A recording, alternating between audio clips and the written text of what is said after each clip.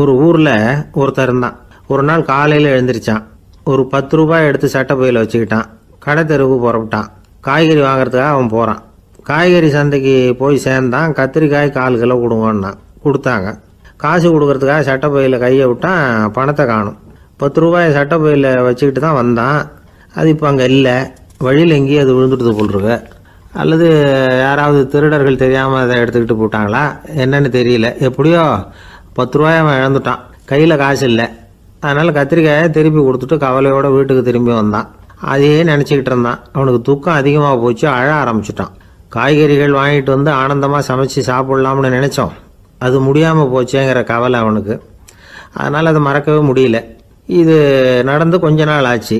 அதே மனுஷன் இன்னொரு நாள் அதே மாதிரி புறப்பட்டான். பணத்தை எடுத்து பையில் வச்சுக்கிட்டான். காய்கறி சந்தையை நோக்கி போய்கிட்டு இருக்கிறான். இப்போ வழியில் ஒரு ஏழை பையனை பார்த்தான். தம்பி எங்கே போகிற அப்படின்னு கேட்டான். ஐயா பள்ளிக்கூடத்துக்கு போய்கிட்டு இருக்கிறேன் அவன். சரி அதுக்கே இவ்வளவு கவலையோடு போய்கிட்டுருக்கிற அப்படின்னு விசாரித்தான் அவன். ஐயா நான் ரொம்ப ஏழை, வீட்டில் வசதி இல்லை, பரீட்சைக்கு பணம் கட்டணும், இன்றைக்கி கடைசி நாள், என்ன செய்கிறதுன்னு தெரியலன்னா. இவன் பார்த்தான். தாங்கிட்ட இருக்கிற பணத்தை எடுத்து அந்த பையன்கிட்ட கொடுத்தான். இதை வச்சுக்கோ, உடனே பணத்தை கட்டு, நல்லா படி, பரீட்சை எழுது அப்படின்னு சொல்லிவிட்டு திரும்பி வந்துட்டான்.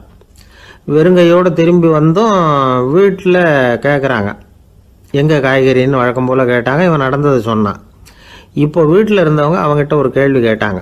ஏங்க இதே மாதிரி முன்னாடி ஒரு தடவை காய்கறி வாங்க போய் வெறுங்கையோடு திரும்பி வந்தீங்க, இப்போவும் வெறுங்கையோடு தான் திரும்பி வந்திருக்கிறீங்க.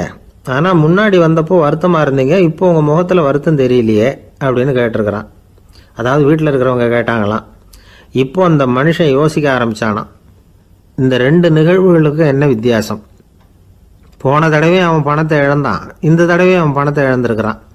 போன தடவை யாரோ திருடிட்டு போயிட்டாங்க, இந்த தடவை அவனாவே ஒரு பையன் பேரில் இறக்கப்பட்டு எடுத்து கொடுத்துருக்குறான். அன்னைக்கு பணம் போயிட்டுதேன்னு வருத்தமாக இருந்தது, இன்றைக்கி பணம் போனாலும் மனசுக்கு மகிழ்ச்சியாக இருக்குது, நிறைவாக இருக்குது. கொஞ்சம் யோசிச்சு பாருங்கள். பணத்தை இழந்தது மகிழ்ச்சிக்கோ வருத்தத்துக்கோ காரணமாக இருக்க முடியாது. அப்படின்னா வேற எது காரணம்? அன்றைக்கு பணத்தை இழந்துட்டேன்னு அழுதான், இன்றைக்கு பணத்தை இழந்தாலும் மகிழ்ச்சியாக இருக்கிறான். ஆகவே மகிழ்ச்சிக்கும் துக்கத்துக்கும் இழப்பு காரணம் அல்ல, இழப்பு பற்றிய நம்முடைய அறிவு தான் காரணம் அப்படிங்கிறது பெரியவர்களுடைய கருத்து. எந்த பொருளும் நமக்கு கவலையை உண்டு பண்ணுறதில்ல, அந்த பொருள் பேரில் நாம் வைக்கிற பற்று தான் கவலையை உண்டு பண்ணுது. பொருள்கள் நம்ம விட்டுட்டு போயிட்டா நாம் அழுதுகிட்டு இருக்கிறோம், நாமே அதுகளை விட்டுட்டு வந்துட்டா மகிழ்ச்சியாக இருக்கிறோம். இந்த உண்மையை புரிஞ்சுக்கிட்டு நம்முடைய வாழ்க்கையை நல்ல விதமாக அமைச்சிக்கணும். ஒரு ஆள் அழுதுகிட்டு இருந்தான். ஏன்டா அழுகுறேன்னு கேட்குறார் ஒருத்தர். இழக்கிறதுக்கு எதுவும் இல்லை அதனால் அழறேன்னா. என்னடா சொல்கிறேன்னார். கிட்ட வாங்க சொல்கிறேன்னா.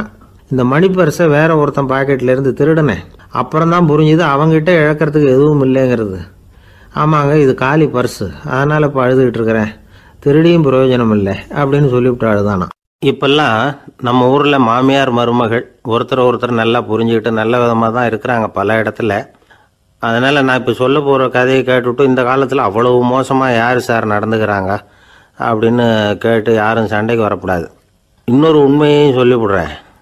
அதாவது இந்த கதையை நமக்கு எழுதி அனுப்பி இருக்கிறதே கொஞ்ச நாளில் மருமகளாகவும் அதுக்கப்புறம் கொஞ்ச காலத்தில் மாமியாராகவும் ஆக போகிற ஒரு நேயர் தான். சரி இந்த கதைக்கு வருவோம். அதாவது ஒரு சின்ன குடும்பம், அந்த வீட்டில் மாமியார் ஆட்சி, அவங்க வச்சது தான் சட்டம். பிள்ளையாண்டான் எப்படின்னா அம்மா சொல்கிறதையும் கேட்டுக்குவான், மனைவி சொல்கிறதையும் கேட்டுக்குவான், நமக்கு என்னத்துக்கு வம்புங்கிற டைப்பு. மருமகள் பேரில் குறை கண்டுபிடிக்கிறதுலையே அந்த மாமியாருக்கு ஒரு சுவாரஸ்யம். சின்ன சின்ன விஷயத்துலாம் குத்தம் கண்டுபிடிச்சிக்கிட்டே இருக்கிறாங்க. பொதுவாக எல்லாரும் எப்படின்னா ஏதாவது ஒரு காரணத்துக்காக சண்டை போட்டுக்கிட்டு இருப்பாங்க.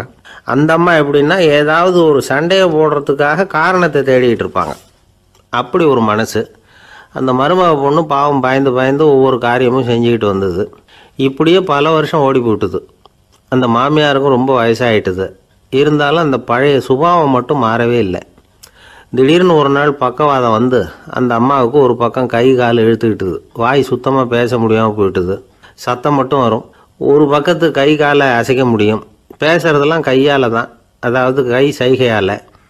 இப்படிப்பட்ட நிலைமையில கூட அந்த பொண்ணு தண்ணியோ பாலோ இவங்க எதிரில் கொண்டாந்து வச்சா அதை வேணும்னே தட்டி விட்டுட்டு ஒம்பு வளர்க்குறது. அதுக்கப்புறம் அந்த பொண்ணு தரையை சுத்தப்படுத்தும்ல, அதை பார்த்து ரசிக்கிறது. இருந்தாலும் அந்த பொண்ணு இதையெல்லாம் பெருசுப்படுத்தாமல் ரொம்ப பொறுமையாக தான் இருந்தது. ஒரு நாள் வீட்டில் வச்சுருந்த பாலை பூனை குடிச்சிட்டு போட்டுது. வயசான காலத்தில் இந்த அம்மா பால் இல்லாமல் கஷ்டப்படுவாங்களே அப்படின்னு நினச்சி பக்கத்து வீட்டில் போய் கொஞ்சம் பால் வாங்கிட்டு காய்ச்சி மாமியார் முன்னாடி கொண்டாந்து வச்சுது அந்த பொண்ணு. வழக்கம் போல் அந்த அம்மா பாலை தட்டி விட்டுட்டாங்க. இது அந்த மருமக பொண்ணு கவனிச்சுட்டுது. இவ்வளவு நாள் பொறுமையாக இருந்த இந்த மருமகளுக்கு இன்னைக்கு இதை பார்த்து தான் அசாத்திய கோபம் வந்துட்டுது. கதவுக்கு பக்கத்தில் சாத்தி வச்சுருந்த உலக்கையை எடுத்து மாமியார் தலையில் போட அது குறி தவறி கழுத்தில் பட அந்த அம்மா கழுத்தை பிடிச்சிக்கிட்டு ஊன்னு கத்த இந்த பொண்ணு ஒன்றும் அலட்டிக்காமல் உலக்கையை எடுத்து மறுபடியும் கதவு பக்கம் சாத்தி வச்சுட்டு அது பாட்டுக்கு நடந்து போயிட்டுது. இருந்தாலும் மனசுக்குள்ளே லேசாக ஒரு பயம். கணவன் வீட்டுக்கு வந்ததும் என்ன விஷயம்னு கேட்டால் எப்படி சமாளிக்கிறது? அன்னைக்குன்னு பார்த்து ரொம்ப நேரம் கழித்து வீடு சேர்ந்தான் கணவன். உடனே அந்த அம்மா புகார் பண்ண ஆரம்பிச்சுட்டுது. பேச்சு தான் வராத, அதனால் ஒரு பக்கத்து கையால் சைகை காட்டுது. கதவுக்கு பக்கத்தில் இருந்த உலக்க பக்கமாக கையை நீட்டி காட்டி அப்படியே அந்த கையை தன் கழுத்துக்கு பின்பக்கமாக சுற்றி காட்டி நாக்கை வெளியில் நீட்டி நடந்த விஷயத்தை புரிய வைக்கிறதுக்கு முயற்சி பண்ணுது. இவனுக்கு ஒன்றும் புரியல. என்ன சொல்கிறாங்க அம்மா அப்படின்னு மனைவிகிட்ட கேட்குறான். அதுக்கு அந்த பொண்ணு ரொம்ப புத்திசாலித்தனமா, என்னங்க உங்கள் அம்மா சொல்கிறது உங்களுக்கு இன்னும் புரியலையா? அவங்க உங்களை பார்த்து என்ன சொல்கிறாங்கன்னா, ஏண்டா உலக்க மாதிரி நிற்கிற, சாக போகிற எனக்கு சங்கிலி எதுக்கு, என் கழுத்தில் கிடக்கிற இந்த சங்கிலியை கழட்டி என் மருமக கழுத்தில் போடுறா அப்படின்னு சொல்கிறாங்க அப்படின்னு தான். ஓ அப்படியா விஷயம்னு சொல்லி அம்மா கழுத்தில் இருந்த சங்கிலியை எடுத்து மனைவி கழுத்தில் போட்டுட்டு, அம்மா உன் விருப்பப்படியே போட்டாச்சு, இனிமேலாவது நிம்மதியாக படுத்து தூங்கு அப்படின்னு சொல்லிவிட்டு உள்ளே போயிட்டான். பார்த்தீங்களா கதையை? அதனால தான் மாமியார்கள் சைகை காட்டுறதுன்னா கூட இனிமேல் ஜாக்கிரதையாக இருக்கணும்.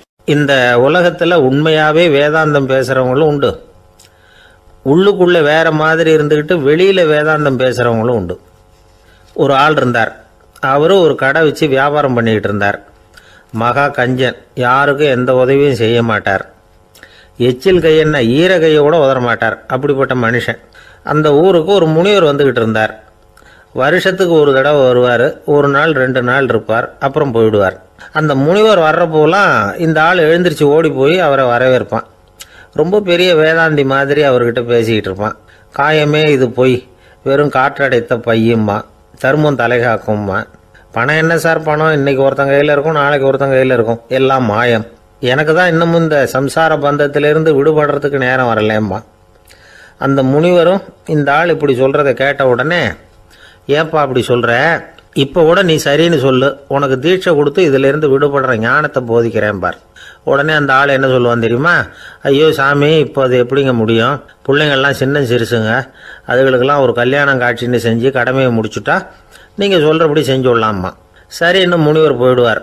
அடுத்த வருஷம் வருவார். இவன் வழக்கம் போல் வேதாந்தம் பேசுவான். சரி தீட்சை கொடுக்குறேன் வா அம்பார். பேரம்பேத்தியை பார்க்கணும், கோர்ட்டில் கேஸ் ஒன்று இருக்குது, அது முடியணும் அப்படின்னு தயங்க ஆரம்பிச்சிருவான்.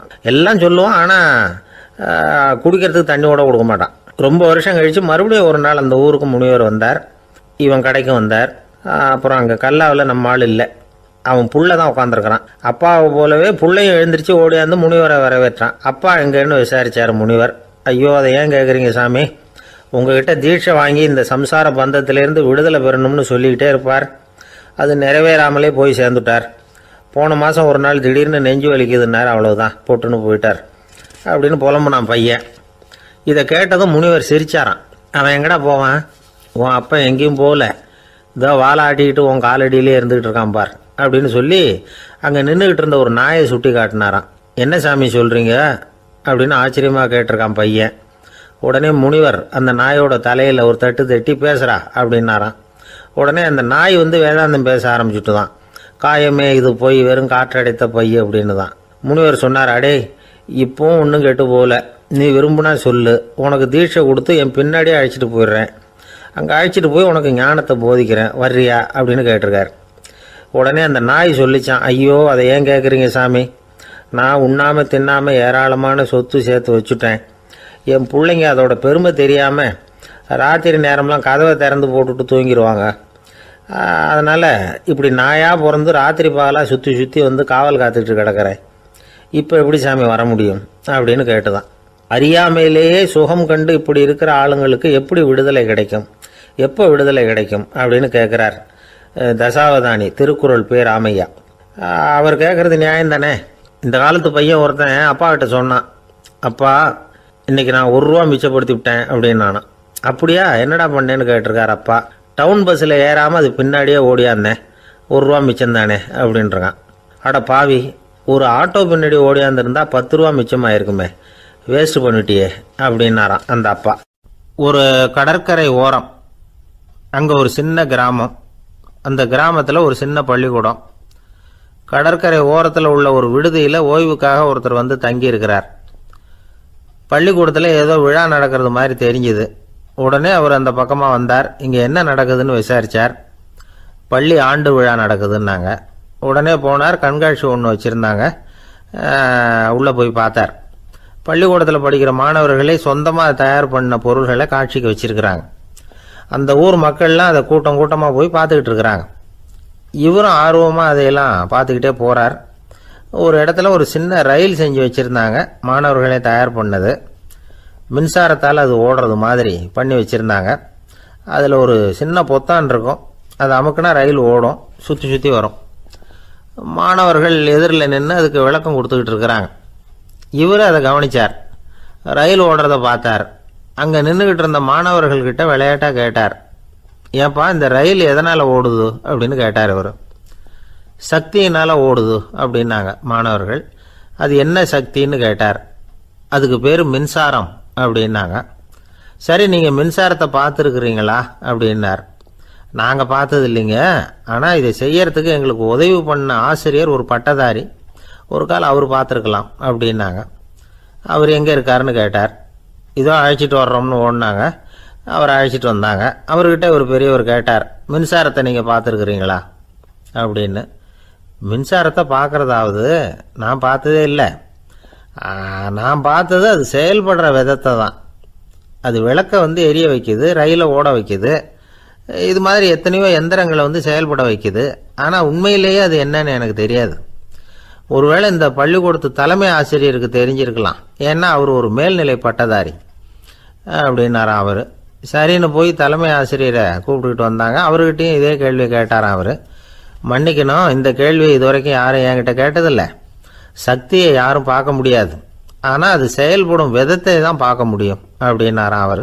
இப்போ இதுவரைக்கும் கேட்டுக்கிட்டு இருந்த பெரியவர் சிரித்தார்.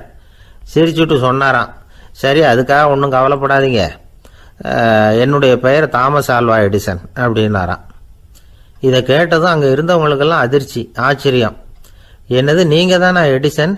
நீங்கள் எவ்வளவு மின்சார கருவிகளை உண்டாக்கி இருக்கிறீங்க, நீங்களா இந்த கேள்வியை கேட்டது அப்படின்னாங்களாம். ஆமாம், நான் தான் கேட்குறேன், ஏன்னா நானே மின்சாரத்தை பார்த்தது கிடையாது அப்படின்னாராம் அவர். அன்புங்கிறது இப்படிப்பட்டது தாங்கிறார் ஓஷோ. அன்புங்கிறது நம்ம உடற்கூறு அமைப்பில் இல்லை, அது நம்ம உடம்புல உள்ள சுத்த சக்தியின் வெளிப்பாடு. அதை உணரத்தான் முடியுமே தவிர பார்க்க முடியாது. அன்பே உன்னை வந்து நான் என் இருதயத்தில் வச்சிருக்கிறேன் அப்படின்னுலாம் சொல்லுவான். இதெல்லாம் சும்மா. இது வந்து டாக்டர்கள் சொல்கிற இருதயம் கிடையாது. அது வந்து ரத்தத்தை தள்ளுகிற ஒரு கருவி, அவ்வளவுதான். ஞானிகள் சொல்லுகிற இதயம் வேற, அது கண்ணுக்கு புலப்படாத ஒரு சக்தி. என்னுடைய இதயம் ரொம்ப விசாலமானது சார் அப்படின்னார் ஒருத்தர். அப்படிங்களான்னு ரொம்ப மரியாதையா, ஆமாங்க டாக்டர் அப்படி தான் சொல்கிறார், கொஞ்சம் வீங்கி போய் பெருசாக இருக்குதான் அப்படின்னார். ஒரே ஒரு ஊரில் ஒரு அம்மா இருந்தாங்க. அந்த அம்மாவுக்கு ஒரே ஒரு பிள்ளையாண்டான். அவனுக்கு ரொம்ப அக்கறையோடு கல்யாணம் பண்ணி வச்சாங்க. கல்யாணம் முடிஞ்சதும் மருமக பொண்ணு வீட்டுக்கு வந்து சேர்ந்தது. அப்பாடா என் கடமை முடிஞ்சுது, இனிமேல் அக்கடான்னு எங்கேயாவது ஒரு மூலையில் படுத்து கிடக்கலாம் அப்படின்னு நினச்சாங்க அந்த அம்மா. ஆனால் நினைக்கிறபடி எங்கே நடக்குது? அதுக்கப்புறம் தான் பிரச்சனையே ஆரம்பமாச்சு. மருமகள் குணம் சரியில்லை, ஒரு மாதிரி. அந்த பொண்ணு வீட்டுக்கு வந்ததுமே முதல் வேலையாக மாமியாரை பார்த்து, அதுதான் நான் வந்துட்டேன்ல, இனிமேல் உங்களுக்கு என்ன வேலைங்க, புறப்பட வேண்டியது தானே, காசி ராமேஸ்வரம்னு எங்கேயாவது போங்க அப்படின்னுட்டு தான். மாமியாரை பார்த்தாங்க, கொஞ்சம் யோசனை பண்ணாங்க. இந்த பாருமா, நீ இப்படி சொல்கிறதுக்கு முன்னாடியே வீட்டை விட்டு புறப்படணுங்கிற முடிவுக்கு நான் வந்துட்டேன். வீட்டை மட்டும் இல்லை, இந்த உலகத்தை விட்டே கூட போகிறதுக்கு தயாராக இருக்கிறேன். ஆனால் ஒரே ஒரு விஷயத்துக்காக என் உயிரை கையில் பிடிச்சிக்கிட்டு இருக்கிறேன் அப்படின்னாங்களாம். என்ன விஷயம்னு கேட்டது இந்த மருமக பொண்ணு. வேற ஒன்றும் இல்லை, என் பிள்ளைக்கு கல்யாணம் பண்ணி வச்சுட்டேன். ஒரு பேர புள்ள பிறந்து அதை என் கண்ணால் பார்த்துட்டேன்னா நான் எங்கே வேணும்னாலும் போகிறதுக்கு தயாராக இருக்கிறேன் அப்படின்னாங்களாம் அந்த மாமியார். மாமியார் இப்படி சொல்கிறதுலேயும் நியாயம் இருக்கிறதாக பட்டுது அந்த பொண்ணுக்கு. சரி அப்படியே இருந்து பார்த்துட்டு போகலாம் அப்படின்னு அனுமதி கொடுத்தது. கொஞ்ச காலத்தில் ஒரு பேரன் பிறந்தான். அந்த அம்மாவும் பேரனை கண்ணால் பார்த்துட்டாங்க. சரி பேரனை பார்த்தாச்சுல்ல, இனிமேல் புறப்பட வேண்டியது தானே அப்படின்னது மருமக பொண்ணு. மாமியார் பார்த்தாங்க. நீ சொல்கிறது சரிதாம்மா, அதில் ஒன்றும் தப்பு இல்லை. என்னோட பேரன் உங்களை அம்மா அப்பான்னு கூப்பிடுறத என் காது குளிர கேட்டுட்டு போயிடுறேனே அப்படின்னாங்களாம். சரி அந்த ஆசையை நிறைவேறட்டும் அப்படின்னு காத்துக்கிட்டு இருந்தாங்க. பேரன் வளர்ந்தான், நடந்தான், பள்ளிக்கூடம் போனால் பெரியவனானான். மருமக பொண்ணு மறுபடியும் மாமியாரை விரட்ட ஆரம்பிச்சுட்டுது, இன்னும் புறப்புள்ளையான்னு. இதை பாருமா, இது வரைக்கும் இருந்துட்டேன். பேரனோட கல்யாணத்தையும் கண்ணால் பார்த்தா தான் இந்த கட்டை வேகும் போல் இருக்குது அப்படின்னு சொல்லி ஒரு மாதிரியாக பேச ஆரம்பித்தாங்க. இதுவும் நியாயமான ஆசையாக தான் படுது அப்படின்னு அது யோசிச்சிருக்கு அந்த பொண்ணு. சரின்னு அதுக்கும் ஒத்துக்கிட்டது.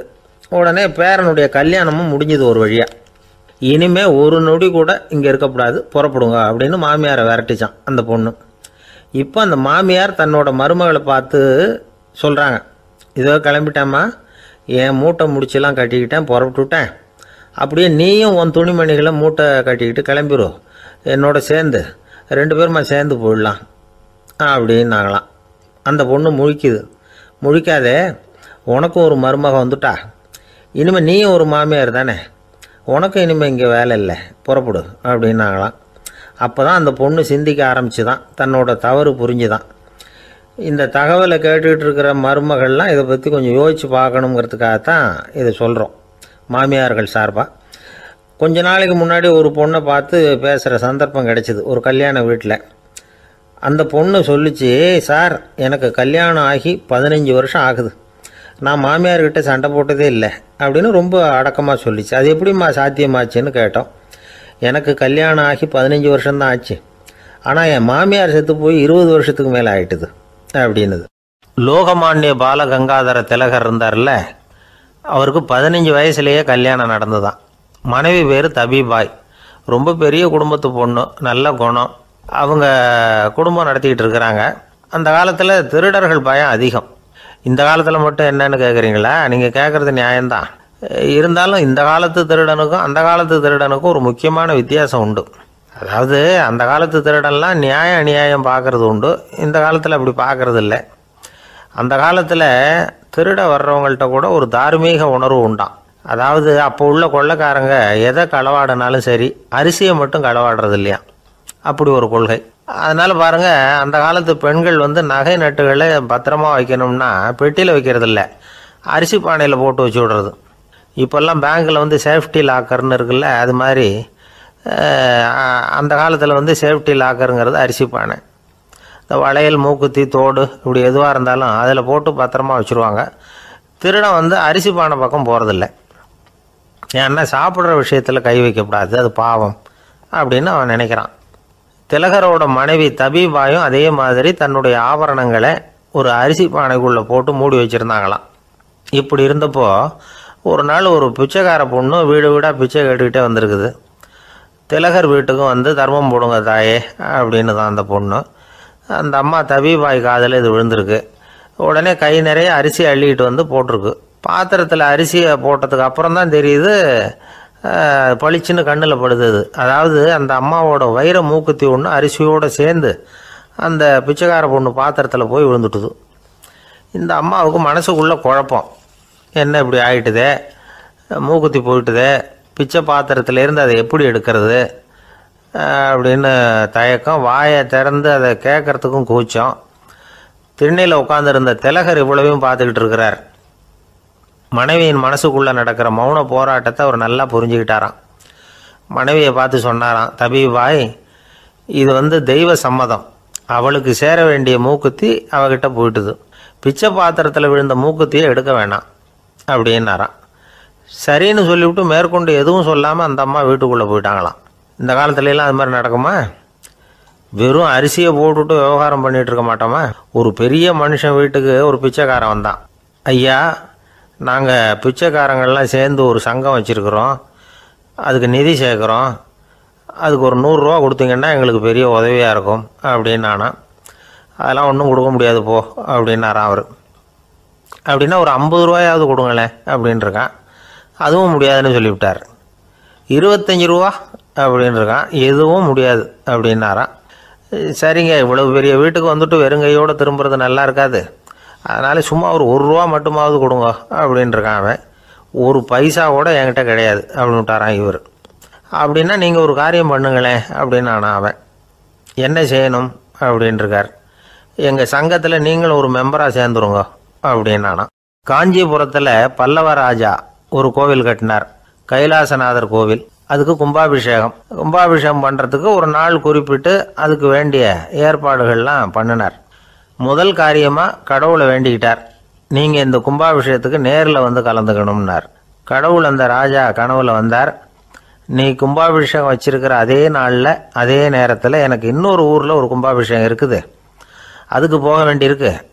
அதாவது திருநின்ற ஊரில் என்னுடைய பக்தர் ஒருத்தர், அவரும் ஒரு கோயில் கட்டி கும்பாபிஷேகம் செய்கிறார், நான் அதுக்கு போக வேண்டியிருக்கு, அதனால் உன்னுடைய தேதியை நீ மாற்றி வச்சுக்கோ அப்படின்னார். கடவுள் தான் எங்கேயும் இருக்கிறவராச்சே, அவர் நினச்சா 2 இடத்துலையும் இருந்து கோயில் கும்பாபிஷேகத்தை நடத்த முடியாதா? ஏன் அப்படி செய்யலை? அது ஒரு முக்கியமான காரணத்துக்காகத்தான். திருநின்ற ஊரில் இருந்த பூசலாருங்கிற அந்த அடியாரின் பெருமையை இந்த உலகத்துக்கு எடுத்து காட்டணுங்கிறதுக்காகத்தான் கடவுள் அந்த ராஜா கிட்ட அப்படி சொன்னார். சரி, அந்த அடியார் அப்படி என்னதான் பெருசாக கோயில் கட்டி விட்டார்? ராஜா கட்டின கோயிலை விட பெருசா? அவர் கட்டினது கருங்கல்லாலேயோ மண்ணாலேயோ மரத்தாலேயோ இல்லை. அவர் கட்டின கோயில் வேறு மாதிரி. அது மனசால் கட்டின கோயில், மனசுக்குள்ளே இருக்கிற கோவில், மனக்கோவில். அந்த அடியார் தன்னோட மனசுக்குள்ளே மாதக்கணக்காக ஒவ்வொரு கல்லாக சேர்த்து கட்டின கோவில். இந்த விஷயம் ராஜாவுக்கு தெரியாது. அவர் என்ன நினச்சிட்டாரு, அது நாம் கட்டின கற்கோயிலை விட ரொம்ப பெருசாக இருக்கும் போல இருக்கு அப்படின்னு நினச்சிட்டார். சரி, அப்பேற்பட்ட அந்த கோயிலை தரிசனம் பண்ணிவிட்டு வருவோம் அப்படின்னு நினச்சி ராஜா திருநின்ற ஊருக்கு போகிறார். அங்கே போய் பார்த்தா கோயிலையும் காணும், ஒன்றையும் காணும். கடைசியில் பூசலார் கட்டின மனக்கோவில் தான் அதுங்கிறத அவர் புரிஞ்சுக்கிறார். உடனே அந்த அடியாரின் காலில் விழுந்து வணங்குறார். அவரோ, இது மனசால முயன்ற கோவில், இதுக்கு இத்தனை பெருமையா அப்படின்னு ஆச்சரியப்படுறார். இதில் ஆச்சரியப்படுறதுக்கு ஒன்றும் இல்லை. ஆண்டவன் விரும்புறது அகபக்தியையே தவிர புற தோற்றங்களே அல்ல. இதை நாம் புரிஞ்சுக்கிட்டோம்னா நமக்குள்ள எந்த வேறுபாடுகளும் வர்றதுக்கு வழியே இல்லை. இன்னொரு ராஜா இருந்தார். அவர் ஆண்டவனுக்கு படைக்கிறதுக்காக ஒரு தார் நல்ல செவ்வாழைப்பழமாக எடுத்துக்கிட்டு போகணும்னு நினச்சார். அதனால் நாளே அதை வாங்கிட்டு வர சொன்னார் வேலைக்காரங்கிட்ட. வேலைக்காரன் போனால் கடைத்தெருவில் ஒரு தார் பழம் வாங்கினான். வர்ற வழியில் அவன் குடிசை அப்படியே எட்டி பார்த்துட்டு போவோமேன்னு நினச்சான். போனான். அங்கே இவனோட குழந்தை பாவம் பசியால் கத்திக்கிட்டு இருக்கு. இவன் பார்த்தான், இவ்வளவு பெரிய தாரில் ஒரு 2 பழம் எடுத்தா தெரியவா போகுது அப்படின்னு நினச்சி ஒரு 2 பழத்தை பிச்சு அந்த குழந்தைகிட்ட கொடுத்தான். அதை வாங்கி வயிறார சாப்பிட்டுது. பசி அடங்குச்சு, விளையாட போயிட்டுது. இவன் அதுக்கப்புறம் வாழைப்பழத்தை எடுத்துக்கிட்டு அரண்மனைக்கு வந்தான். 2 பழம் பிச்சிருக்கிறது ராஜாவுக்கு தெரிஞ்சு போச்சு. இவன் உண்மையை சொல்லிவிட்டான். உடனே ராஜா, கடவுளுக்கு படைக்க வேண்டிய பொருளை குழந்தை எச்சில் பண்ண விட்டுருக்கியே அப்படின்னு சொல்லி அவனை கட்டி வச்சு சாட்டையால் அடித்தார் பாவம். மறுநாள் பழத்தை கோயிலுக்கு எடுத்துகிட்டு போனார். கடவுள் முன்னாடி வச்சார். கடவுள் கண்ணை திறந்து பார்த்தார், பழம்லாம் அழுகி இருக்குது. என்ன இது அழுகி போன பழம் அப்படின்னார். ராஜா முழிச்சார். நல்லா தானே இருந்தது அப்படின்னு நினச்சார். அப்போ கடவுள் அந்த ராஜா கிட்ட சொன்னாராம், இதை பார்ப்பா, இந்த தாரில் 2 பழம் தான் நல்ல பழம், அந்த 2 பழங்களையும் நேற்றுக்கே நான் சாப்பிட்டுட்டேன் அப்படின்னாராம். அப்போ தான் ராஜாவுக்கு புரிஞ்சுது, ஏழை குழந்தையின் பசியை தீர்க்கறதுக்காக உதவுன அந்த 2 பழம்தான் இறைவன் சாப்பிட்ட பழம்னு. இறைவன் இருக்கிற இடம் எது? இதுதான். ஒரு ஊரில் ஒரு மன்னர் இருந்தார். புத்தி கூர்மை உள்ள ஒரு மன்னர். பொதுவாக மன்னர்களுக்கு சந்தேகம் வந்தால் சபையில் உள்ள சான்றோர்கள்கிட்ட கேட்டு தெரிஞ்சுக்கிறது தானே வழக்கம். ஆனால் இங்கே அப்படி இல்லை. மற்றவங்களுக்கு சந்தேகம் வந்தால் மன்னர்கிட்ட கேட்டு தெரிஞ்சுக்குவாங்க. அது மாதிரி கேட்டு தெரிஞ்சுக்கிறதுக்காக ஒரு பெரியவர் ஒரு நாள் வந்தார். அவர் கையில் 3 பொம்மைகள் வச்சுருந்தார். 3 ஒரே மாதிரி பொம்மைகள், கொஞ்சம் கூட வித்தியாசம் தெரியல. ஏது இந்த பொம்மைன்னு கேட்டார் மன்னர். எனக்கு வேண்டியப்பட்ட ஒருத்தங்கிட்ட இருந்து இதை வாங்கிட்டு வந்திருக்கிறேன். நான் தான் அவன்கிட்ட இந்த பொம்மையை செஞ்சு கொடுக்கும்படியா கேட்டுக்கிட்டேன். அவன் ரொம்ப புத்திசாலி, அவன் தான் இதை செஞ்சு கொடுத்தான். ஆனால் அதில் ஒரு சிக்கல் அப்படின்னார். என்ன பிரச்சனைன்னு கேட்டிருக்கார் இவர். நான் அவன்கிட்ட கேட்டது 3 விதமான பொம்மைகளாக இருக்கணும்னு கேட்டேன். அவன் என்னடான்னா 3 ஒரே மாதிரியாக செஞ்சு கொடுத்துட்டான் அப்படின்னார். அவங்ககிட்டயே கேட்கறது தானே அப்படின்னு இருக்காரு இவர். கேட்டேன், அவன் என்ன சொல்கிறான்னா, இது மூணும் ஒரே மாதிரி பொம்மை கிடையாது, மூணும் மூணு விதம், ஒன்றுக்கு ஒன்று வித்தியாசம் இருக்குது. இந்த மூணு பொம்மையும் மூணு விதமான நண்பர்களுக்கு உதாரணங்கள் அப்படின்னு சொல்கிறான். எனக்கு ஒன்றும் புரியல, அதுதான் உங்ககிட்ட வந்தேன் அப்படின்னார். சரி, அந்த பொம்மைகளை இப்படி கொடுங்க அப்படின்னு வாங்கினார் மன்னர். எடுத்துக்கிட்டு உள்ளே போனார். கொஞ்ச நேரம் கழித்து வெளியில் வந்தார். அதுக்கப்புறம் சொன்னார், இதை பாருப்பா, அவன் சொன்னது சரிதான், மூணும் மூணு விதம் தான். இது இருக்குதே முதல் பொம்மை, இது உத்தமமான நண்பனுக்கு உதாரணம். இந்த ரெண்டாவது பொம்மை இது மத்தியமமான நண்பனுக்கு உதாரணம். அந்த மூணாவது பொம்மை இருக்குதே அது மோசமான நண்பனுக்கு உதாரணம். இதை செஞ்சவன் உண்மையிலேயே பெரிய அறிவாளி தான் அப்படின்னாராம். வந்தவருக்கு ஒன்றும் புரியல. பார்த்தா ஒன்றும் வித்தியாசம் தெரியலையே அப்படின்னு அவன் குழம்பி போய் நிற்கிறான். இப்போது அந்த மன்னர் விளக்கம் கொடுக்குறார். அந்த மூணு பொம்மையையும் எடுத்து முன்னாடி வச்சார். ஒரு மெல்லிய கம்பியை கையில் எடுத்தார். அந்த முதல் பொம்மை காதில் விட்டார். கொஞ்ச தூரம் உள்ளே போய் அப்படியே நின்றுட்டுது அந்த கம்பி. அப்புறம் ரெண்டாவது பொம்மை காதில் அந்த கம்பியை விட்டார். அந்த கம்பி என்னாச்சுன்னா அப்படியே அது வாய் வழியாக வெளில வந்தது. மூணாவது பொம்மை காதில் கம்பியை செலுத்தினார். அது நேராக இன்னொரு காது வழியாக வெளியில் வந்தது. இப்போ இந்த முதல் வகை இருக்குதே, அது மாதிரியான நண்பர்கள் எப்படி தெரியுமா? நம்ம கஷ்டத்தை அவங்கக்கிட்ட சொன்னால் பேசாமல் கேட்டுக்குவாங்க. வெளியில் அதை யாருக்கிட்டையும் சொல்லிகிட்டு இருக்க மாட்டாங்க. வெளியில் தெரியாமல் நமக்கு உதவி பண்ணுவாங்க. செஞ்சுட்டு அதை நான் தான் செஞ்சேன்னு சொல்லிகிட்டு இருக்க மாட்டாங்க. அதுதான் கம்பி ஒரு காது வழியாக போய் உள்ளேயே நின்றுட்டுது. ரெண்டாவது பொம்மையில் கம்பி என்னாச்சு, ஒரு காது வழியாக போய் வாய் வழியாக வெளியில் வருது. இது மாதிரியான நண்பர்கள்கிட்ட நாம் கஷ்டத்தை சொன்னால் அதை அவங்க 4 பேர்கிட்ட போய் சொல்லி நமக்காக உதவி கேட்பாங்க. நமக்குன்னு கேட்டு வாங்கி அதை நம்மகிட்ட கொண்டுகிட்டு கொடுப்பாங்க. இவங்க மத்தியமமான நண்பர்கள். மூணாவது பொம்மையில் ஒரு காது வழியாக செலுத்துகிற கம்பி இன்னொரு காது வழியாக வெளியில் வந்துடுது. இது மாதிரியான நண்பர்கள்கிட்ட நம்ம கஷ்டத்தை சொன்னால் அவங்க காது கொடுத்து கேட்குறது மாதிரி நடிப்பாங்க. அப்படியே இன்னொரு காது வழியாக அதை வெளில விட்டுருவாங்க.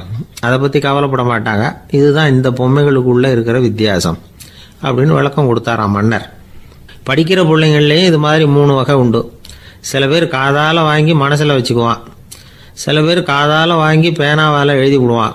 சில பேர் ஒரு காதால் வாங்கி இன்னொரு காதால் வெளியில் விட்டுருவான். ஒரு பையன் வகுப்பில் ஆசிரியர் பாடம் நடத்தும் பொழுது தலையை வேகமாக ஆட்டி ஆட்டி கேட்பானான். ஏன்டா இப்படி தலையை இப்படி ஆட்டுற அப்படின்னு கேட்டிருக்கான் பக்கத்தில் இருந்தவன். தலையை ஆட்டினா தாண்டா ஒரு காது வழியாக உள்ளே போகிறது, இன்னொரு காது வழியாக வெளியில் வேகமாக வெளில போகும் அப்படின்னானா அந்த பையன். இந்த உலகத்தில் மனுஷன் எவ்வளவோ தவறுகள் செய்கிறான். அதுக்கெல்லாம் என்ன காரணம்? அதை பற்றின ஆராய்ச்சி தான் இன்றைக்கி. இதுக்கு ஆராய்ச்சி என்னத்துக்கு, அது தெரிஞ்ச விஷயம் தானே அப்படின்னு நீங்கள் நினைக்கலாம். ஆனால் அப்படி அலட்சியமாக இந்த விஷயத்தை விட்டுறக்கூடாது. பொதுவாக எல்லோரும் நினைக்கலாம் எது சரி எது தவறு அப்படின்னு தெரியாததுனால தான் மனுஷன் தப்பு பண்ணுறான் அப்படின்னு. ஆனால் அப்படி சொல்லிட முடியாது.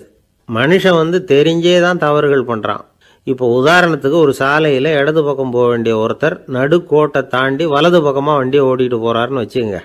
என்னப்பா இது தப்பு இல்லையா அப்படின்னு அவர்கிட்ட கேட்டால், அதெல்லாம் எனக்கு தெரியும், நீ உன் வேலையை பார்த்துட்டு போ அப்படிம்பார். வலது பக்கமாக போகிறது தப்புன்னு தெரிஞ்சே தான் அவர் அப்படி செய்கிறார், அப்படி போகிறார். பெரிய உத்தியோகத்தில் இருக்கிறவங்க கூட லஞ்சம் வாங்குறாங்க. அவங்களுக்கெல்லாம் லஞ்சம் வாங்குறது தப்புன்னு தெரியலன்னு அர்த்தம். திருடுறது தப்புன்னு தெரியாமலாம் மனுஷன் திருடுறான்.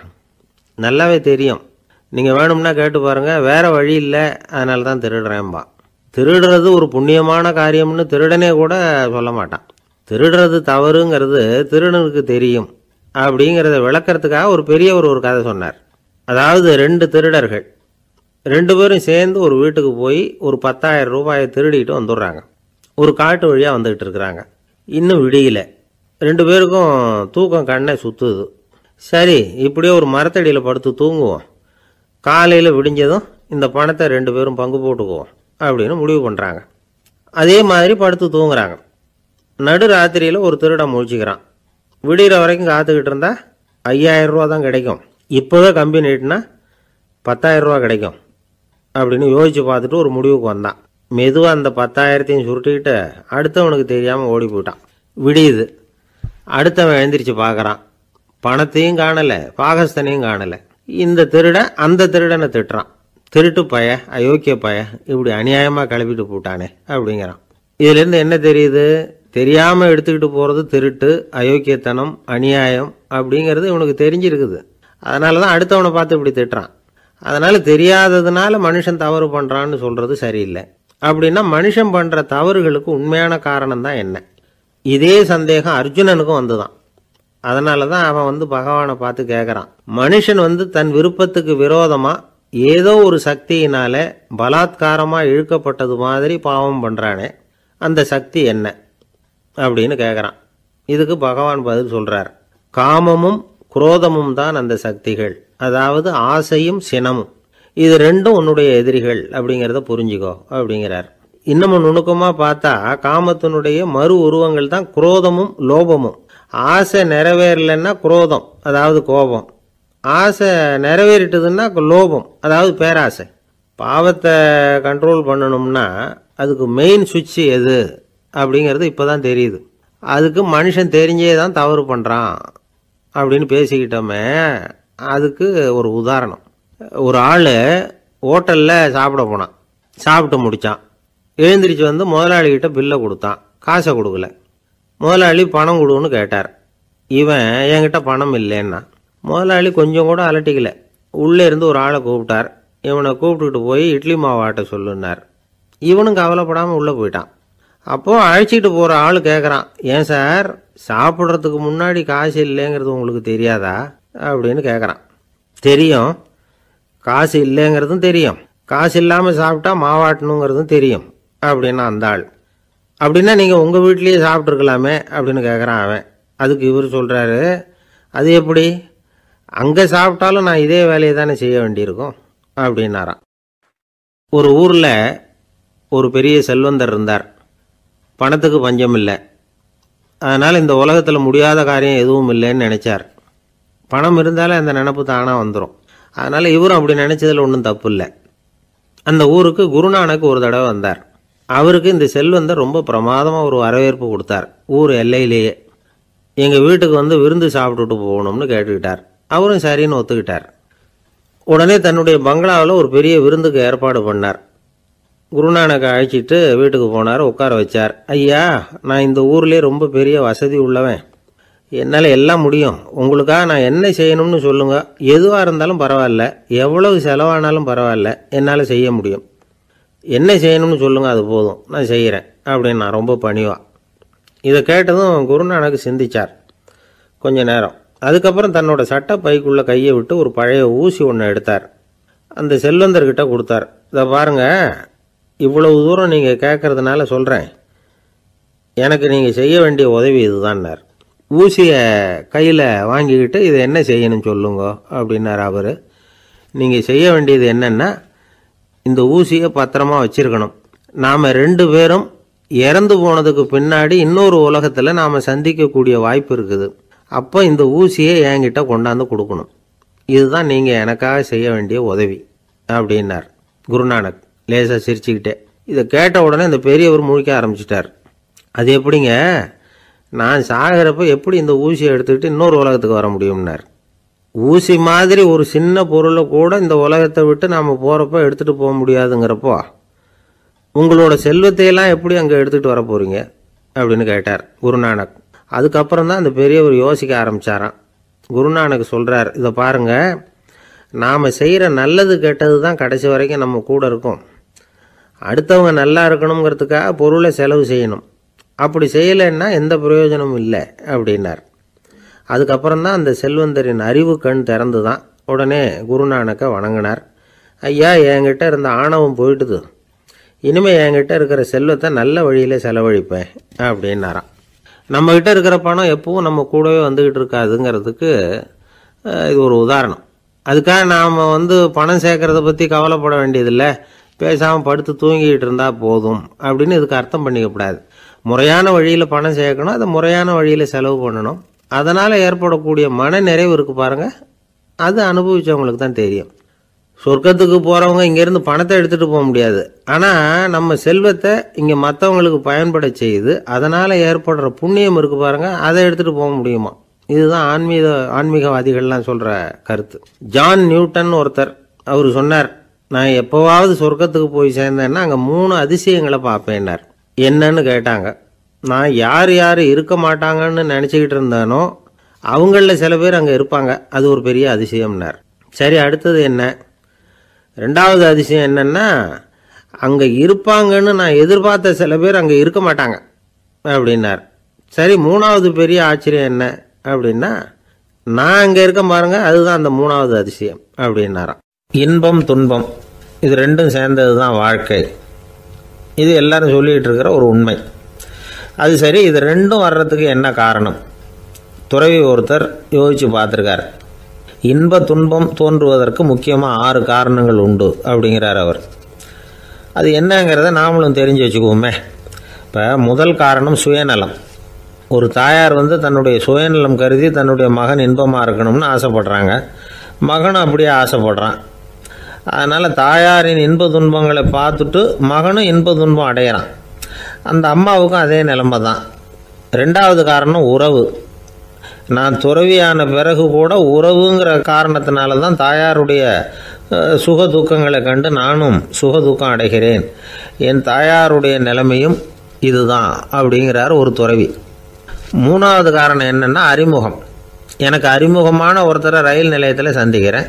அவர் தன்னுடைய பணப்பையை எங்கேயோ தொலைச்சி விட்டு வருத்தப்பட்டுக்கிட்டு இருக்கிறார். நானும் வருத்தப்படுறேன். அந்த சமயத்தில் யாரோ ஒருத்தர் இதுதானே அவங்க பணப்பை அப்படின்னு சொல்லி கொண்டாந்து நீட்டுறார்.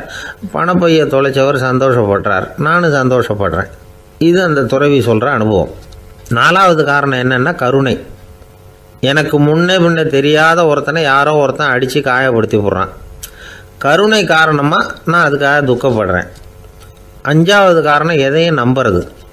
ஒரு பசுமாட்டை ஒரு முரணை அடிச்சுக்கிட்டு இருக்கிறான் அப்படின்னு ஒருத்தர் நம்மகிட்ட சொல்கிறாருன்னு வைங்க, உடனே நான் துக்கப்படுறேன்.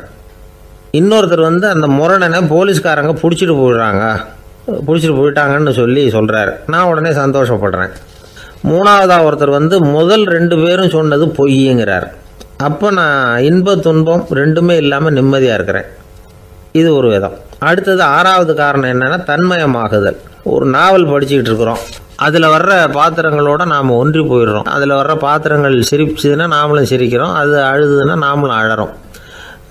அதெல்லாம் அந்த துறவி சொல்கிற அனுபவ உண்மைகள். இன்ப துன்பம் இது ரெண்டும் தோன்றுவதற்கு சுயநலம், உறவு, அறிமுகம், கருணை, எதையும் நம்புறது, தன்மயமாகிறது, இது எல்லாம் தான் முக்கிய காரணம் அப்படின்னு அவர் சொல்கிறார். ஆகக்கூடி ஒட்டு மொத்தமாக யோசனை பண்ணி பார்த்தா பிற பொருள்கள் மீது பற்றுதல் காரணமாக தான் நாம் இன்ப துன்பம் அடையிறோம் அப்படிங்கிறத புரிஞ்சிக்க முடியுது. மனுஷன் இன்ப துன்பம் அடையிறதுக்கு 7வது காரணம் கூட ஒன்று உண்டு அப்படின்னு சொல்லிகிட்டே வந்தார் ஒருத்தர். அது என்ன அப்படின்னு கேட்டோம். அதுதான் சார் இந்த நீங்கள் சொல்லிட்டு வர்ற இன்று ஒரு தகவல்னார். எப்படி சொல்கிறீங்கன்னு கேட்டோம். இன்று ஒரு தகவல் கேட்க ஆரம்பிக்கிறப்போ மனசில் இன்பம், ஆரம்பித்த உடனே இது ஏற்கனவே கேட்ட சமாச்சாரமாச்சே அப்படின்னு நினைக்கிறப்போ துன்பம் அப்படின்னு அதுக்கு ஒரு விளக்கம் கொடுத்தார் அவர். வயிறு பசிக்குதேங்கிறது சிலரோட கவலை, வயிறு பசிக்க மாட்டேங்குதே அப்படிங்கிறது சில பேரோட கவலை. 2 விதமான கவலைக்கும் வயிறு தான் காரணமாக இருக்குது. வயிறு பசிச்சதுன்னா அது இயற்கை, வயிறு பசிக்கலைன்னா அது வியாதி. ஆனால் பசியையும் நாம் பசிப்பிணி அப்படின்னு தான் சொல்லுவோம். என்ன காரணம்? வியாதியை போக்க வேண்டியது எவ்வளவு முக்கியமோ அதை விட முக்கியம் பசியை போக்க வேண்டியது. ஒரு சமுதாயத்தில் பசிப்புணியே இருக்கக்கூடாது, அதுதான் நல்ல சமுதாயம். பசியை போக்கணும்னா சாப்பாடு போடணும், பசியின்மையை போக்கணும்னா வைத்தியம்தான் பண்ணணும். இது சம்பந்தமாக எவ்வளவோ ஆராய்ச்சிகள் நடக்குது, நிறைய மருந்து கண்டுபிடிச்சிருக்கிறாங்க. நம்ம உடம்பில் பசியை தூண்டக்கூடிய பகுதி எது, இதை முதல்ல தெரிஞ்சுக்கணும் இல்லையா? நாம் சாப்பிட்ற ஆகாரம் செரிக்கிறதுக்கு எது காரணம் தெரியுமா?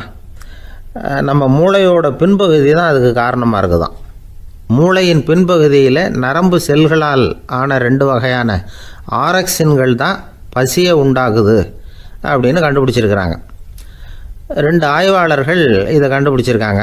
அவங்க 2 பேரும் டெக்சாஸ் பல்கலைக்கழகத்தில் ஹார்வர்டு ஹக்ஸ் மருத்துவ கல்வி நிலையத்தில் பணிபுரிகிறவங்களாம்.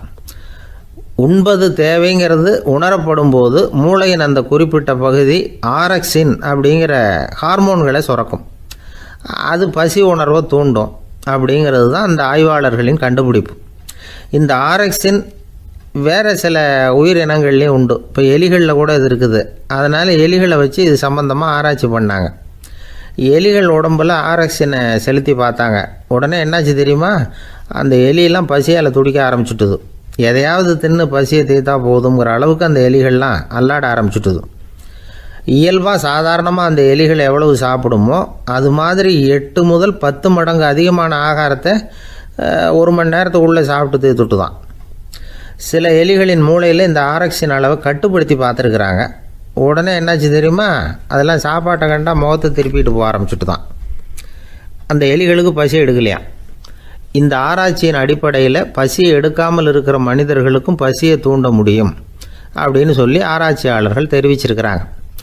ஆக ஆரக்சின் தான் பசிக்கு காரணம்ங்கிறது தெரிஞ்சு போச்சு. சரி, இந்த ஆரக்சின் அப்படின்னா என்ன? அது ஒரு கிரேக்க சொல். அதுக்கு பசின்னு அர்த்தம். நம்ம ஆளுங்களுக்கெல்லாம் பசியை தூண்டுறதுக்கு மருந்து தேவையில்லை, பசியை குறைக்கிறதுக்கு தான் மருந்து தேவை. ஒரு அம்மா டாக்டரை தேடி வந்தாங்களாம். டாக்டர், எங்கள் வீட்டுக்காரருக்கு திடீர்னு அகோர பசி, நிறைய சமைச்சு போடுறேன், அவ்வளவையும் சாப்பிட்டுட்டு கீழே கிடக்கிற குப்பை கூலங்களையும் எடுத்து சாப்பிட ஆரம்பிச்சுட்றார், என்னன்னு கவனித்து பாருங்கள் அப்படின்னாங்களாம். எவ்வளோ நாளாக அப்படி இருக்குதுன்னு கேட்டிருக்காரு டாக்டர். 1 வாரமாக அப்படி இருக்குதுன்னாங்களாம். இவ்வளவு நாளாக ஏன் சும்மா இருந்தீங்க, ஆரம்பத்திலே இங்கே அழைச்சிட்டு வர வேண்டியது தானே அப்படின்னாரான் டாக்டர். அது ஒன்றும் இல்லை டாக்டர், வீடு பூரா சுத்தமாகட்டுமேன்னு பார்த்துக்கிட்டு இருந்தேன் அப்படின்னாங்களாம் அந்த அம்மா. ஒரு மாணவனை பார்த்தேன், என்ன தம்பி படிப்புலாம் எப்படி இருக்குது அப்படின்னு விசாரித்தேன். அவன் ரொம்ப அழுத்துக்கிட்டான். நான் நல்லா தான் சார் படிக்கிறேன், இருந்தாலும் புத்தியில் சரியாக ஏற மாட்டேங்குது சார் அப்படின்னா. சரி, இவனும் நம்ம ரகம்தான் அப்படின்னு சொல்லி முடிவு பண்ணிக்கிட்டோம். கல்வி கற்கக்கூடிய ஒரு மாணவன் சம்பந்தப்படுற புத்திகள் பல வகை. அதை பற்றி ஒரு பெரியவர் விளக்கி இருக்கிறார். மிருத்து புத்தின்னு ஒன்று இருக்குதான். மிருத்துன்னா மண்ணால் செவுறு கட்டுறோம்ல, மண் சுவரில் ஆணி அடிக்கிறதும் சுலபம், அதை பிடுங்கி எடுக்கிறதும் சுலபம். அது மாதிரி சில பேர் குரு சொல்லி கொடுக்குறத சுலபமாக கேட்டு தெரிஞ்சு வச்சுக்குவாங்க, கொஞ்ச நேரத்தில் சுலபமாக மறந்தும் போயிடுவாங்க. இது மிருத்து புத்தின்னு பேர், மண் புத்தி. தாரு புத்தின்னு ஒன்று உண்டான். தாருன்னா மரம். அதில் பச்சை மரத்தில் ஆணி அடிக்கிறது சுலபம், ஆனால் அதை எடுக்கிறது கஷ்டம். அது மாதிரி ஆசிரியர்கிட்டேருந்து கேட்டதை கவனமாக மனசில் பதிய வச்சுக்கிட்டு அதை மறக்காமல் இருக்கிறது தாரு புத்தி. பட்டை மரமாக இருந்தால் அதில் ஆணி அடிக்கிறதும் கஷ்டம், அடிக்கிற ஆணியும் சீக்கிரம் நழுவிடும். அது மாதிரி கேட்குற விஷயம் மனசில் பதியறதும் கஷ்டம், அப்படியே பதிஞ்சாலும் அது நீடிச்சு இருக்கிறதும் கஷ்டம், கொஞ்ச காலத்தில் மறந்துடும். இன்னொரு வகை புத்தி ஒன்று உண்டு, அதுக்கு பேர் சிலா புத்தின்னு பேர். சிலான்னா கல். ஒரு கருங்கல்லில் 4 துளையை போட்டு ஒரு துளையில் உளியை வச்சு அடித்தா மற்ற துளை வழியாகவும் பிளந்து கல் 2 ஆகிடும். அது மாதிரி சந்தியான இடங்களில் குறிப்பாக ஒரு பொருளை சொன்னால் அதை வச்சுக்கிட்டு மற்றதையும் தெரிஞ்சுக்கிறது, அது சிலா புத்தின்னு பேர். வேணு புத்தின்னா என்ன தெரியுமா? வேணுன்னா மூங்கில் கணுவில் ஒரு பக்கம் உளியை வச்சு அடித்தா 2 பக்கமும் பிளந்துடும். அது மாதிரி ஒரு செய்தியை கேட்டுக்கிட்டு இருக்கிறப்பவே அதோட முன்பின் தொடர்களையும் தெரிஞ்சுக்கணும், அது வேணு புத்தி. தைல புத்தின்னு ஒன்று உண்டு. தைலம்ங்கிறது எண்ணெய். தண்ணியில் ஒரு துளி எண்ணெயை விட்டால் அது தண்ணி பூரா பரவி போடுதில்ல, அது இப்படி பரவுறது மாதிரி ஆசிரியர் சுருக்கமாக ஒரு கருத்தை சொன்னால் அதை வச்சுக்கிட்டு பூரா விஷயங்களையும் தெரிஞ்சுக்கணும், அது தைல புத்தி. கற்பூர புத்தின்னு ஒன்று கேள்விப்பட்டிருக்கோம். அது எப்படின்னா, கற்பூரம் தீ பட்ட உடனே பிடிச்சிக்கும். ஆசிரியர் சொன்ன உடனே நுண்ணறிவோட பாடங்களை புரிஞ்சுக்கிறது இந்த வகை புத்தி. கரி புத்தின்னு ஒன்று. அது எப்படின்னா, கரியில் நெருப்பை வச்சு விசிறிய பிறகு அதுக்கப்புறம் அது கறி நெருப்பாகும். அது மாதிரி காலம்பரை சாயந்தர வேலைகளில் ஆசிரியர் பாடம் சொல்லி கொடுப்பார், அதை கொண்டு புரிஞ்சுக்கிறது இந்த வகை. கதலித்தண்டு புத்தின்னு ஒன்று சொல்லுவாங்க. கதலிங்கிறது வாழை மரம். வாழைத்தண்டில் தீ வைக்கிறது எவ்வளவு சிரமமோ அவ்வளவு சிரமத்தோடு கல்வி கற்கிறது கதலித்தண்டு புத்தி. இதை தவிர இன்னும் சில வகையான மாணவர்களை கூட அடையாளம் காட்டுறாங்க. ஆசிரியர் சொன்னதில் நல்லதை மட்டும் எடுத்துக்கிறவன் அன்னம். ஆசிரியர் கிடைச்ச இடத்துல பாடத்தை கேட்டுக்கிட்டு பிறகு தனியாக உட்காந்து சிந்திக்கிறவன் பசுமாடு அப்படி தானே, புல் கண்ட இடத்துல மேயும், அதுக்கப்புறம் நிதானமாக அசை போட்டுக்கும். ஆசிரியர் சொன்னதை தவிர வேறு எதையும் சொல்ல முடியாதவன் கிளி. பல இடங்களில் பாடங்கள் கேட்டு கடைசியில் ஒன்றும் புரியாமல் போகிறவன் ஆடு ஒரு செடியில் வயிறார மேயாது, ஒரே செடியில் இக்கரைக்கு அக்கறை பச்சைன்னா அங்கேயும் இங்கேயும் அலைஞ்சிக்கிட்டே இருக்கும். சில பேருக்கு எருமைன்னு பேர். எருமை எப்படின்னா குளத்து நீரை கலக்கி தான் குடிக்கும். அது மாதிரி ஆசிரியர் மனசை நோக செய்து பயில்கிற மாணவர்கள்லாம் இந்த ரகம். இவ்வளவுலாம் இருந்தாலும் இந்த காலத்து மாணவர்கள்லாம் ஒரு தனி ரகம். ஒரு ஆசிரியர் வகுப்பில் பாடம் நடத்திக்கிட்டு இருந்தார். இலக்கண வகுப்பு. இறந்த காலம், நிகழ்காலம், எதிர்காலம், past tense, present tense, future tense, இதை பற்றிலாம் பாடம் நடத்துகிறார். எல்லாம் சொல்லி கொடுத்துட்டு இப்போ நான் ஒரு வாக்கியம் சொல்லுவேன், அது என்ன காலம் அப்படிங்கிறத நீங்கள் சொல்லணும்னார் ஆசிரியர். சரின்னாங்க மாணவர்கள்லாம். நான் நாளைக்கும் பாடம் நடத்தப் போகிறேன், இது என்ன காலம் அப்படின்னு கேட்டார் ஆசிரியர். அதாவது நான் நாளைக்கும் பாடம் நடத்தப் போகிறேன், இந்த வாக்கியம் என்ன காலம்னு கேட்டார். ஒரு பையன் மெதுவாக எழுந்திரிச்சு சொன்னான், இது எங்கே போதாத காலம் சார் அப்படின்னு சொல்லிவிட்டு உட்காந்துட்டானா. ஒருத்தர் ஓடி வந்தார், இன்னொருத்தரை பார்த்து, சார் உங்கள் சைக்கிளை ஒரு நாள் இரவல் கொடுங்களேன், பக்கத்து ஊருக்கு போயிட்டு வர வேண்டியிருக்கு அப்படின்னார். இவர் சைக்கிளை கொடுத்து பத்திரமா கொண்டுகிட்டு போங்கன்னார். சார் இதை பத்திரமா கொண்டு போகிறேன், கவலையே வேணாம், ஏன்னா இது உங்களோட சைக்கிள் அப்படின்னு நான் நினைக்கல, என்னோட சைக்கிளாக நினைக்கிறேன் அப்படின்னார். அதுக்கப்புறம் தான் இவருக்கு உண்மையாகவே பயம் வந்துட்டுது. ஏன்னா அவர் சொன்னது மாதிரி அதை தன்னோட சைக்கிளாகவே நினச்சி தள்ளிட்டு போட்டால் என்ன பண்ணுறது? எது எதை நம்முடையதாக நினைக்கணுங்கிறதுக்கு ஒரு வரையறை இருக்குது. சில பேர் ஆஃபீஸையே வீடாக நினச்சி விடுறது உண்டு. அப்படிப்பட்டவங்க கூட வீட்டை ஆஃபீஸாக நினைக்கிறதில்ல. ஏன்னா வீட்டில் இவர் ஆஃபீஸராக நடந்துக்க முடியறதில்ல. இதெல்லாம் ஒரு பக்கம் இருக்கட்டும், இப்போ விஷயத்துக்கு வருவோம். பொறியியல் மேதை டாக்டர் விஸ்வேஸ்வரய்யா இருந்தார் இல்லையா, பாரத ரத்னா விருதெல்லாம் கொடுத்தாங்களே. ஆஃபீஸ் வேலை வேறு, சொந்த வேலை வேறு அப்படிங்கிறதுக்கு ஒரு உதாரணமாக இருந்தவர் அவர். மைசூர் மகாராஜா கிட்ட திவானாக இருந்தார். அவர் ஒரு நாள் அரசாங்க வேலை காரணமாக வெளியூர் போயிருந்தார். ஹாசன்கிற ஊருக்கு பக்கத்தில் ஒரு பயண மாளிகை, அங்கே தங்கிவிட்டார். ராத்திரி அங்கே தங்கி இருந்துட்டு விடிஞ்சதும் ஊருக்கு திரும்புறதாக திட்டம். ராத்திரி தூங்கிறதுக்கு ரொம்ப நேரம் ஆகிட்டுது. ரொம்ப நேரம் வரைக்கும் அரசாங்க சம்பந்தப்பட்ட வேலைகளையே பார்த்துக்கிட்டு இருக்கிறார். அரசாங்க ஃபைல்கள் நிறைய இருந்தது. அதையெல்லாம் ஒவ்வொன்றா எடுத்தார், படித்து பார்த்தார், பரிசீலனை பண்ணார். அதில் எழுத வேண்டியதை எழுதினார், கையெழுத்து போட்டார். ஒரு வழியாக அந்த வேலையெல்லாம் முடிஞ்சுது. அதுக்கப்புறம் என்ன பண்ணார்னா, தன்னுடைய சூட்கேஸை திறந்தார். அதிலேருந்து 2 மெழுகுவத்தியை எடுத்து கொளுத்தி வச்சார். அந்த பயண மாளிகையில் அது வரைக்கும் எரிஞ்சிக்கிட்டு இருந்த மின்சார விளக்குகளை அணைச்சிட்டார். அதுக்கு பிறகு அந்த மெழுகுவத்தி வெளிச்சத்தில் சில புத்தகங்களை தொடர்ந்து படிக்க ஆரம்பிச்சிட்டார். அந்த பயண மாளிகையில் பணியாளராக இருந்தவர் இதை பார்த்துட்டு ஓடி வந்தார். மறுபடியும் மின் விளக்கு போடுறதுக்காக போனார். விஸ்வேஸ்வரய்யா அதை பார்த்துட்டு போட வேணாம்ட்டாராம். இது வரைக்கும் நான் அரசாங்க அலுவல்களை கவனிச்சிக்கிட்டு இருந்தேன், அதனால் மின் விளக்குகள் அப்போ எரிஞ்சதில் தப்பு இல்லை. இப்போ நான் புத்தகம் படிச்சுக்கிட்டு இருக்கேன், இது என்னுடைய சொந்த வேலை, இங்கே இருக்கிற மின் விளக்கு அதுக்காக ஏன் எரியணும் அப்படின்னு கேட்டாராம். இப்போ இருக்கிற சில அரசு பணியாளர்கள்கிட்ட இந்த சம்பவத்தை பேச்சோட பேச்சாக சொல்லி பார்த்தேன். அவங்களால இதை ஜீரணிக்கவே முடியல. நேர்மை தேவை தான் சார், அதுக்காக அவ்வளவு தூரத்துக்கு அது தேவையா அப்படிங்கிறாங்க. விஸ்வேஸ்வரய்யா அப்படி பண்ணினது தான் ஒரு நேர்மையாளர் அப்படின்னு இந்த உலகத்துக்கு நிரூபிக்கணுங்கிறதுக்காக இல்லை. தான் அப்படி நடந்து காட்டினா தன்னை சுற்றி இருக்கிறவங்களும் அதை கேள்விப்படுறவங்களும் முடிஞ்ச அளவுக்கு பொது வாழ்க்கையில் அரசு பணியில் நேர்மையை கடைபிடிக்க முயற்சி பண்ணலாமே அப்படிங்கிறதுக்காகத்தான். இப்போவும் சில பேர் இருக்கிறாங்க, இவங்க ஆஃபீஸ் வேறு வீடு வேறேன்னு நினைக்கிறதில்ல, அவ்வளோ உரிமை. ஒருத்தர் அப்படி தான், அவருக்கு அவசரமாக 5000 ரூபா தேவைப்பட்டது. ஆஃபீஸு பணத்தை எடுத்துக்கிட்டார். அந்த நேரம் பார்த்து ஆடிட் வந்துட்டுது, ஆப்பிட்டுக்கிட்டார். விசாரணை நடக்குது. அவர் சொல்கிறார், சார் நான் நேரம் காலம் பார்க்காம ஆஃபீஸில் வேலை செய்வேன், ஏன்னா அதை என்னோடய ஆஃபீஸாக நினைக்கிறேன். அவசரத்துக்கு அந்த பணத்தை எடுத்தேன், மறுபடியும் வச்சுடலாம்னு தான் இருந்தேன், அதுக்குள்ளே இப்படி ஆகிட்டுது. நீங்கள் என்ன நினச்சாலும் சரி, நான் ஆஃபீஸ் வேறு வீடு வேறு அப்படின்னு நினைக்கிறதில்ல, அது என்னோடய சுபாவம் அப்படின்னார். விசாரணை பண்ணவர் தீர்ப்பு வழங்கினார். உங்கள் சுபாவத்துக்கு மதிப்பு கொடுத்து நானும் தீர்ப்பு வழங்குறேன். நீங்கள் கொஞ்ச நாள் ஜெயிலில் இருந்துட்டு வாங்க, அது உங்களுக்கு கஷ்டமாக இருக்காதுன்னு நினைக்கிறேன். ஏன்னா அங்கே போனாலும் நீங்கள் உங்கள் சுபாவப்படி வீடு வேற ஜெயில் வேறன்னு நினைக்க மாட்டீங்க அப்படின்னாராம். ஒரு நாள் ஒரு நண்பரை சந்தித்தேன். உங்கள் வீடு எதுன்னு உங்களுக்கு தெரியுமா சார்ன்னு. அவர் என்னை ஒரு மாதிரியாக பார்த்தார். அப்புறம் சொன்னார், தெரியும் அப்படின்னாரு. சரி, உங்கள் தொலைபேசி எண் உங்களுக்கு தெரியுமான்னு. அதுவும் தெரியும்னார். உங்கள் மனைவி மக்கள் யார் யாருன்னு உங்களுக்கு தெரியுமான்னு கேட்டேன். என்ன ஒரு மாதிரியாக பார்த்தார். அப்புறம் சொன்னார், அதுவும் தெரியும் சார் அப்படின்னார். சரி, நீங்கள் யாருன்னு உங்களுக்கு தெரியுமான்னு கேட்டேன். இப்போ தான் அவர் முழிக்க ஆரம்பித்தார். அவர் மட்டும் அப்படி இல்லை, நாம் எல்லாருமே அப்படி தான். எதிரில் நிற்கிறது யாருங்கிறது தெரியும், நாம் யாருன்னு நமக்கு தெரியாது. உண்மையிலேயே நாம் யார்? இந்த கேள்விக்கான பதிலை தான் வாழ்க்கை பூரா நாம் தேடிட்டு இருக்கிறோம். புத்தர் என்ன சொல்கிறார் தெரியுமா?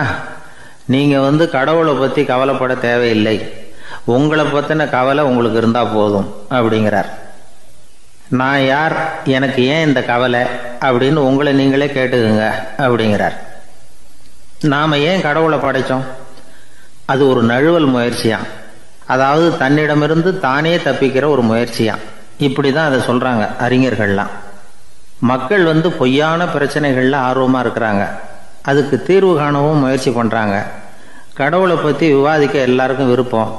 தன்னுடைய சுயம் பற்றிய பிரஜையே இருக்கிறதில்ல. ஆகக்கூடிய விஷயம் என்னென்னா, கடவுள் சமாளிப்புக்கு பயன்படுத்தப்படுகிறார். மனவியல் என்ன சொல்லுது தெரியுமா?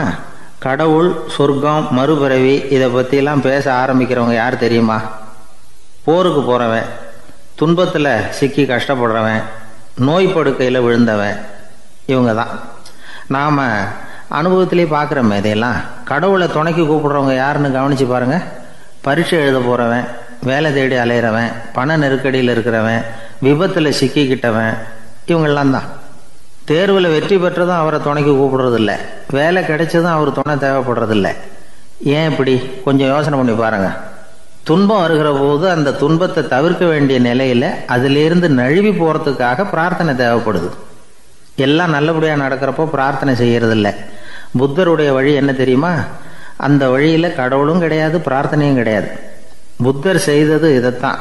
அதாவது கடவுள்கிட்ட இருந்து மனிதனையும், மனிதன்கிட்ட இருந்து கடவுளையும் அவர் விடுவித்தார்.